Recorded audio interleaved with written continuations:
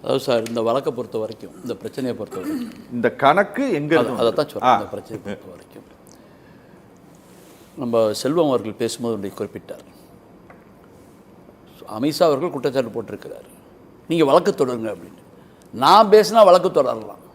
அவர் உள்துறை அமைச்சர், அவர் அந்த தரவு கடத்தியிருந்தார், அவர் வழக்கு பதிவு செய்திருக்க வேண்டும். அது என்ற ஒன்றிய அரசு. அமித்ஷா என்பவர் தனிநபர் அல்ல. அமித்ஷா வெளியே வந்து போனால் தனிநபர் முடியாது. அவர் ஒரு ஒன்றிய அமைச்சர். அவருக்கு எங்கேருந்து வேணாலும் தகவல் வந்திருக்கட்டும், அது பொய்யாக இருக்கட்டும் உண்மையாக இருக்கட்டும், அதை விசாரணைக்கு உத்தரவுடைய பொறுப்பு யாருடையது? இதை நினச்சி பார்க்கணும்.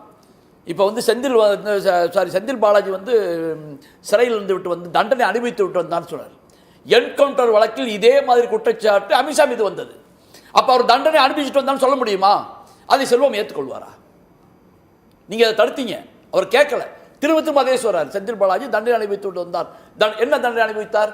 அதே மாதிரி அதே வழக்கில் ஒரு என்கவுண்டர் வழக்கில், கொலை வழக்கில், அவராது ஊழல் வழக்கில், இவர் கொலை வழக்கில், என்கவுண்டர் என்பது கொலை, மனித உரிமை மீறிய செயல்.